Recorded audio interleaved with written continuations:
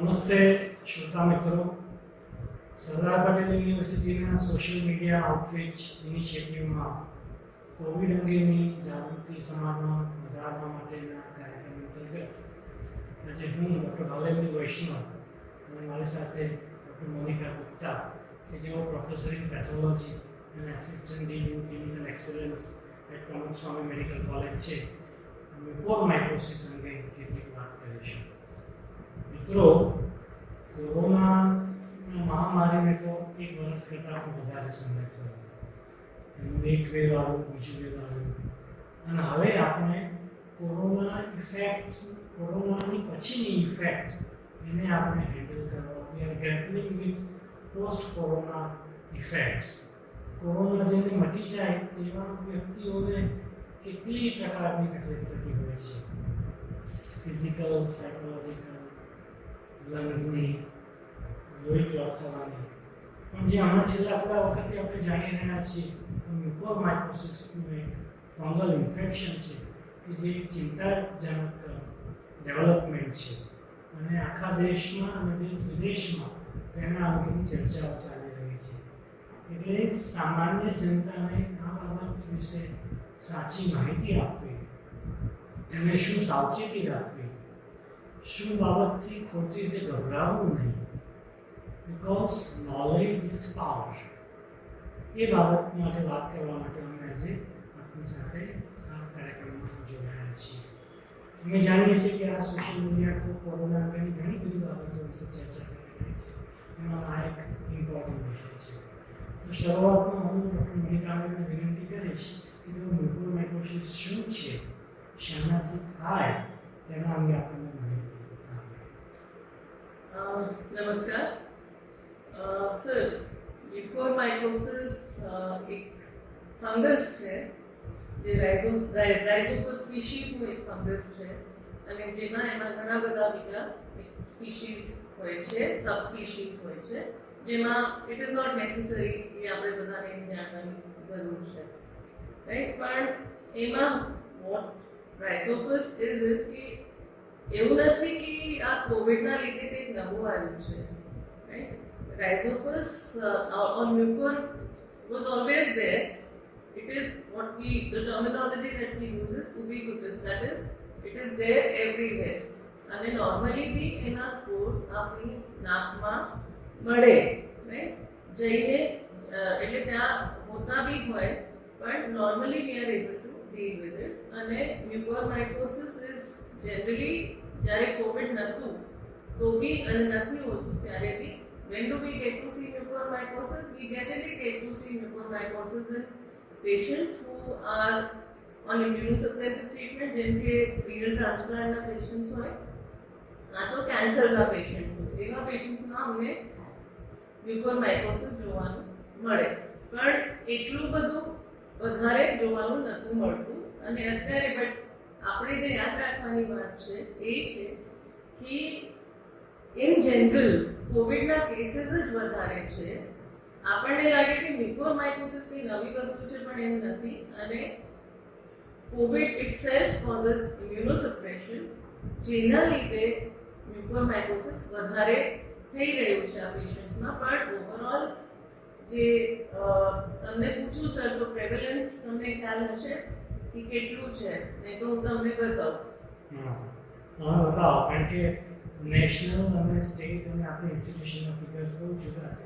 આપણે ત્યાં તો મ્યુકોરમાઇકોસિસના પ્રમાણમાં ઘણા ઓછા કેસીસ છે, જ્યારે આપણે જે વર્તમાનપત્રમાં અને મીડિયામાં અને લિટરેચરમાં જોઈએ છે એટલે બહુ તો આપણે બી નહીં જોયું હોય, કારણ કે આટલા બધા મ્યુકોરમાઇકોસિસના કેસીસ આપણે ક્યારે જોયા નહોતા. પણ એક રિસન્ટ સ્ટડી છે જેમાં આપણા infection disease specialist doctor Atul Patel આપણા અમદાવાદમાં છે, અને એમના પ્રમાણે એકચ્યુઅલી જે પ્રેવલન્સ રેટ છે એ 0.27% છે. એટલે 2020 to 2021ની સ્ટડી છે, એટલે 0.27% છે. ઇફેક્ટિવલી 1000 પેશન્ટમાં ખાલી 3 પેશન્ટ્સને, 1000 કોવિડ પેશન્ટ લઈએ તો ખાલી 3ને મ્યુકોરમાઇકોસિસ થાય છે. એવું નથી કે ટોટલ 1000 પેશન્ટમાંથી બહુ આટલા બધા નથી. પણ ટેન્શનની વાત એ છે ને લોકોને ટેન્શન કેમ ચડે છે કારણ કે એ બહુ અગ્રેસિવ ફંગસ છે અને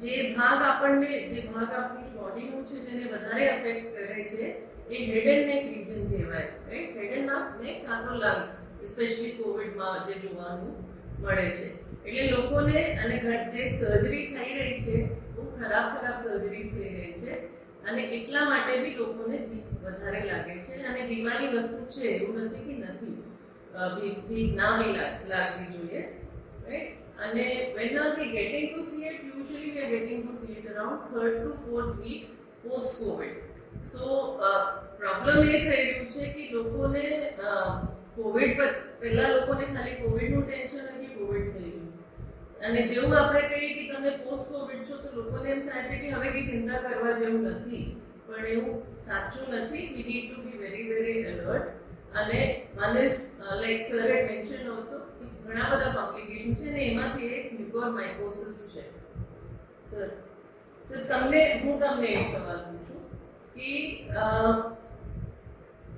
what are the possible sites of involvement હવે તમે મને એમ બતાવો કે કઈ સાઇટ્સ પર આપણને મ્યુકોરમાઇકોસિસ વધારે મળે તમે જેમ કહ્યું એ પ્રમાણે કે નેઝલ કેવિટીમાં તેના સ્પોર્સ હોય છે અને બીકોઝ ઓફ ઇમ્પેન્ડ સિલિયરી ક્લિયરન્સ ત્યાં વધારે they grow જેવી રીતે નેઝોસિલિયરી મ્યુકોરમાઇકોસિસ નાકમાં અને સાઇનસિસમાં થાય it is the commonest site ત્યાંથી એ મગજમાં પણ જઈ શકે છે એટલે એનો ફેલાવો સાયન્સમાં થઈને મગજમાં થાય છે so that is the one of the most important site but then in addition to that mucormycosis can involve the lung it can involve the skin it can involve the gastrointestinal system અને કોઈ patient immunity બહુ જ depressed હોય અને સારવાર લેવામાં મોડું થયું હોય તો સિસ્ટેમિક મ્યુકોરમાઇકોસિસ આખા શરીરની બધી સિસ્ટમમાં એનું સ્પ્રેડ થઈ શકે છે અને આપણે એની વાત કરીએ કે what are the predisposing factors to mucormycosis તો લોકો એવું માને છે એવું સાંભળવામાં આવ્યું તમે ન્યૂઝપેપરની વાંચ્યા હશે તો હવે તો મ્યુકોરમાઇકોસિસનું બી ઘણું બધું ન્યૂઝમાં આવતું હોય છે કે સ્ટેરોઇડના લીધે મ્યુકોરમાઇકોસિસ થાય છે એ એટલું બધું સાચું નથી બેઝિકલી મ્યુકોરમાઇકોસિસ થાય છે જો આપણે પહેલાં બી વાત કરી સરે કીધું કે મ્યુકોસિલિયરી એટલે આપણી જે નાક છે એમાં નાના વાળ જેવા બહુ માઇક્રોસ્કોપિક લેવલ પર દેખાતા હોય છે વાળ જેવા આપણી નાકમાં હોય છે એક વાળ હા શું કહેવાય તંતુ રાઈટ તો એને સિલિયા કહેવાય અને નોર્મલ એક્ટિવિટીમાં એવું હોય છે કે કઈ બી વસ્તુ આપણી નાકમાં જાય બેક્ટેરિયા ફંગસ તો એ તંતુ યુઝ્યુઅલી એને ક્લિયર કરી દે છે હળીને લાઈક ઝાડુની જેમ રાઈટ તો પણ એ આમાં પ્રોબ્લેમ એ થાય છે કે મ્યુકોસિલિયરી ક્લિયરન્સ નથી થતું બીજું જે બે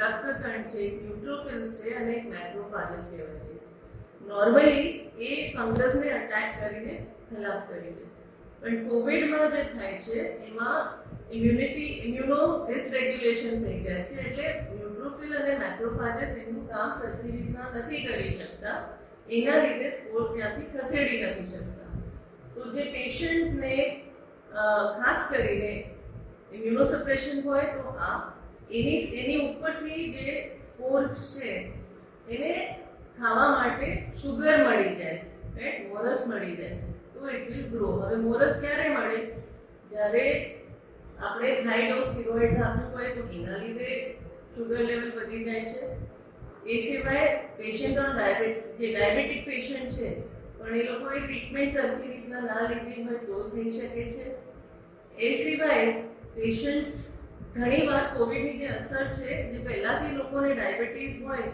પણ કોવિડ દરમિયાન સામે આવે covid itself can cause hyperglycemia also right તો એવી પરિસ્થિતિમાં જે સ્પોર્સ છે એ પછી ત્યાં રૂટ લઈ લે છે રાઈટ મૂળ લઈ લે છે અને પછી મોટા થવા એટલે એની બ્રાન્ચેસ ફોર્મ થવા લાગે છે અને એ પછી ત્યાંથી ફેલાય છે તો સર પછી સિમ્પટમ્સ શું થાય એના જેટલી ઊંડાણમાં રોગ પહોંચે એ પ્રમાણે સિમ્પટમ આવે શરૂઆતમાં તો ખાલી નાક બંધ થઈ જાય અને નાકમાં there is a bad smell પછી કોઈ વાર ડિસ્ચાર્જ નેઝલ ડિસ્ચાર્જ આવે અને પેઇન ઇન ધી ફેસ, મોઢા ઉપર ફેસ ઉપર પેઇન થાય, હેડેક થાય, nasal discharge, fever, they are the initial symptoms.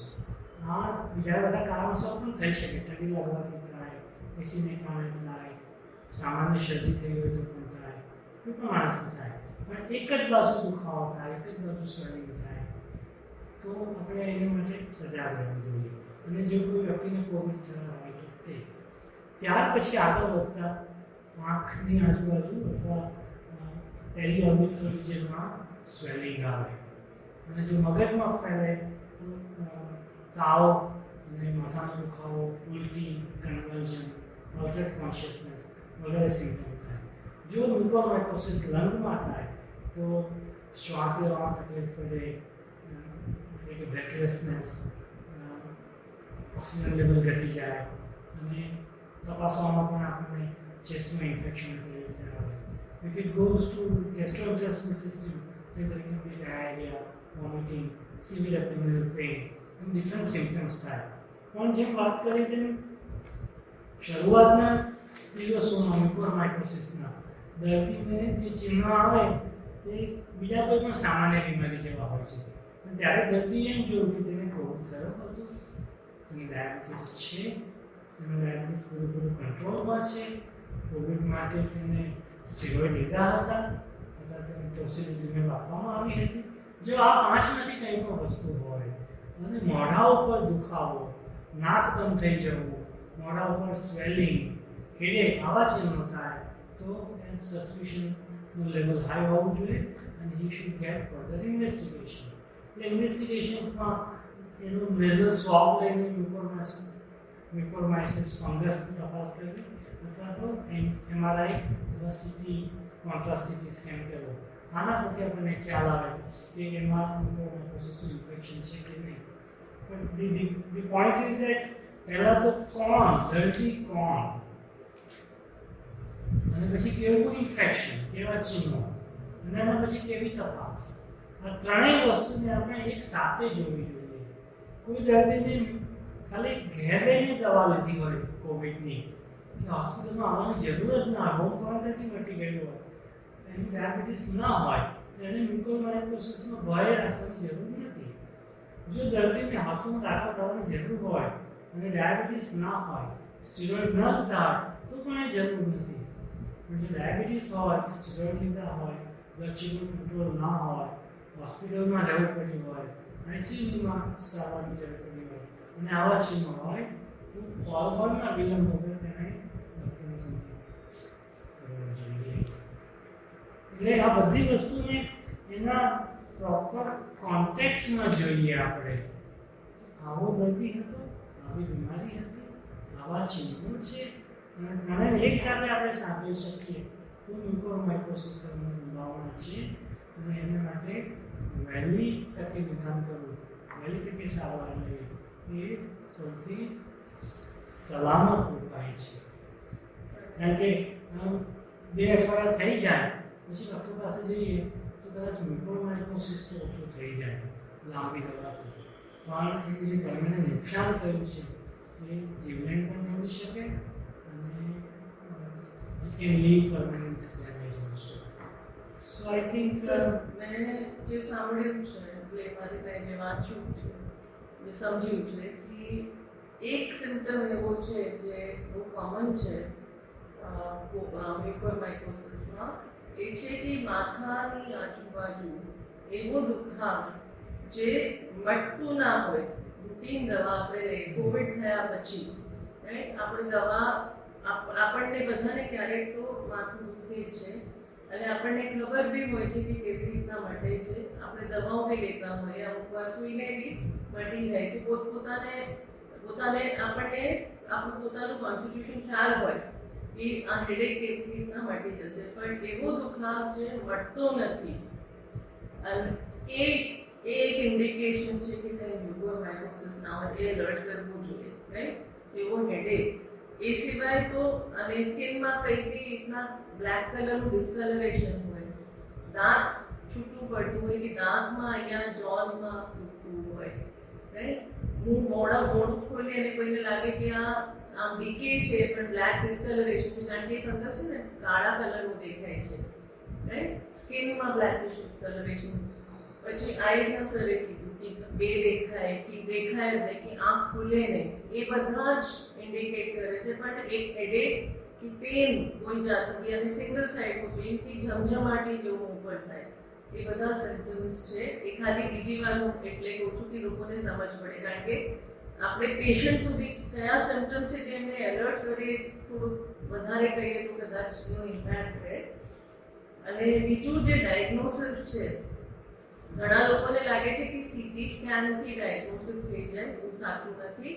Diagnosis તો ખાલી લેબોરેટરીમાં થાય, અને આપણે ધ્યાન એ રાખવું છે કે અને જે કે ઘણા લોકોએ કોવિડમાં 2-3 જાતના ફંગસ આપણને ઇન્ફેક્ટ કરી શકે છે. એમાંથી કેન્ડિડા બી છે અને એસ્પરજિલસ બી છે. પ્રોબ્લેમ શું થાય છે કે ઘણીવાર એ ત્રણેય સાથે બી હોઈ શકે, અને અમુકવાર એસ્પરજિલસ અને મ્યુકોરમાં કન્ફ્યુઝન ચાલતું હોય. કોઈ ટ્રેન્ડ માઇક્રોબાયોલોજિસ્ટ હોય તો ખાલી અડધો કલાકનું સસ્તું ટેસ્ટ હોય છે, મોંઘું નથી હોતું. એ ટેસ્ટમાંથી આપણને તરત ખ્યાલ આવી જાય છે કે આ મ્યુકોરમાઇકોસિસ છે, એસ્પરજિલસ કરીને ફંગસ નથી. અને એટલે કે એસ્પરજિલોસિસનું ટ્રીટમેન્ટ જુદું છે, અને એ ટ્રીટમેન્ટ જે મ્યુકોરવાળાને પેશન્ટને અપાઈ જાય તો એની ડિઝીઝ વધી બી શકે છે, વધારે બી ફેલાઈ શકે છે, લોહીમાં બી ફેલાઈ શકે છે. એટલે અગત્યનું છે કે આપણે ટેસ્ટિંગ કરાવીએ. બીજું, વહેલી તકે બાયોપ્સી કરાવીએ, કારણ કે બાયોપ્સીમાંથી આપણને ખ્યાલ આવે છે કે કેટલું આપણું જે ડિઝીઝ છે એ અંદર ગયું છે, અને જે આગળ જતાં બી આપણે બાયોપ્સી લેવી પડે તો બાયોપ્સી જોઈને તરત ખ્યાલ આવી જાય કે ડિઝીઝ આપણું ઓછું થાય છે. એટલે એ 2 ટેસ્ટ છે. એમઆરઆઈ કરાવવાનું હોય, એમાં જે હેડ એન્ડ નેકનું રિપોર્ટ હોય એમાં એમઆરઆઈ કામ વધારે લાગે સીટી સ્કેન કરતાં, કારણ કે એમાં આપણને એક્ઝેક્ટલી ખબર પડે કે આંખની આજુબાજુ ઇન્વોલ્વમેન્ટ છે તો કેટલું છે, સાઇનસીસમાં કેટલું ઇન્વોલ્વમેન્ટ છે. પ્રોબ્લેમ શું થાય છે કે એમઆરઆઈ બધે અવેલેબલ નથી હોતું, એટલે લોકો સીટી સ્કેન કરાવી લે છે. એ જાણવાનું અગત્યનું છે કે MRI has a role to play as far as studying the extent of the disease and the the signs that are seen. So that is as far as the diagnosis is concerned. Third thing, કે એકવાર આપણે ત્યાંથી biopsy લઈએ તો એમાંથી આપણને culture બી કરવાનું. Culture એટલે કરવાનું કે એમાંથી આપણને ખબર પડે કે ડ્રગનું સેન્સિટિવિટી પેટર્ન શું છે અને મિનિમલ ઇફેક્ટિવ કાઉન્ટ શું છે, MIC કાઉન્ટ આપણને ખબર પડે તો એના પરથી ટ્રીટમેન્ટ અને ડ્રગ્સ નક્કી થઈ શકે છે. હું થોડી વાત વધારાની એક કરીશ for the benefit of common people, કે આપણે જાણીએ છીએ કે કોરોનાનું ઇન્ફેક્શન કોઈ એક વ્યક્તિને થાય એનાથી બીજાને ચેપ લાગે છે. 2 ફૂટથી વધારે, 2 મીટરથી વધારે ઓછા અંતરમાં આવે એના શ્વાસોશ્વાસ અને ડ્રોપલેટ્સથી. મ્યુકોરમાઇકોસિસ એક દર્દીથી બીજા દર્દીમાં ફેલાતું નથી. આપણને કોમ્યુનિટીમાં કોરોના લાગ્યો, હોસ્પિટલમાં આવીએ, હોસ્પિટલમાંથી ઘેર જઈએ તો મ્યુકોર છે એ આપણને હોસ્પિટલમાંથી નથી લાગતો, એ આપણે આપણા ઘરમાં આજુબાજુમાં કોઈ પણ જગ્યાએ, હોસ્પિટલ પણ હોઈ શકે છે, કોઈ બીજા દર્દીમાંથી નથી લાગતો. એ કોઈ પણ સરફેસ હોય, પાણીનો સ્ત્રોત હોય, કોઈ ભેજવાળી જગ્યા હોય, ઘરમાં કોઈ પણ યુબિક્યુટસ એટલે કે અત્ર તત્ર સર્વત્ર, ઇટ ઇઝ પ્રેઝન્ટ એવરીવેર. આપણી ઇમ્યુન ડેફિશિયન્સી હોય તો આપણને ગમે ત્યાંથી લાગુ પડે. શાકભાજીમાંથી પણ લાગુ પડી શકે, બજારમાંથી પણ લાગુ પડી શકે, પાણીની ટાંકીમાંથી પણ લાગુ પડી શકે, પણ માણસમાંથી લાગુ ના પડે. એટલે આપણે કોઈને કોરોના થયો હોય તો પછી એ માણસ ઘેર જાય તો એને હાથ ધોવાનું ચાલુ રાખવું જોઈએ, એને માસ્ક પહેરવાનું ચાલુ રાખવું જોઈએ, ફેસ મોઢું ધોવાનું ચાલુ રાખવું જોઈએ, ફેસ એટલે કે ચહેરો ધોવાનું ચાલુ રાખવું જોઈએ, માઉથ ધોવાનું ચાલુ રાખવું જોઈએ, કોગળા કરવા જોઈએ, અને એવી કોઈ પણ વસ્તુનો કોન્ટેક્ટ હોય તો ગ્લોવ્સ પહેરી રાખવા જોઈએ. પોતાનો હાથ અને મોઢા ઉપર અડે, હાથ કોઈ નળમાં ટાંકીમાં આવ્યો હોય કે બજારમાં ઘીની શાક કે ફૂડની માર્કેટમાં ગયા હોય, ડેરીના પાર્લરમાં ગયા હોય, ત્યાંથી તમે આવીને હાથ સાફ મોઢા ઉપર થાય તો એ થાય છે. એટલે mask, hand wash, face wash, mouth wash and gloves, આ બાબતથી આપણે એ મ્યુકોરમાઇકોસિસ આપણા શરીરમાં દાખલ થતા અટકાવી શકીએ છીએ. અને એ એટલે કે if we can summarize, this is a serious disease but not very common. Its treatment is costly, its course is long, but if one knows કે કોને થઈ શકે અને કેવી રીતે થઈ શકે એ બાબતનો આપણને ક્લેરિટી હોય તો આપણે એને અટકાવી શકીએ છીએ, આપણે એના ભોગ થતાં બચી શકીએ છીએ. ખાસ કરીને આપણે શુગર લેવલ્સ લો રાખવાના. જે લોકો ડાયાબિટીસ હોય તો શુગર મોનિટરિંગ રેગ્યુલરલી કરે ઘરે પોસ્ટ કોવિડમાં, રાઈટ.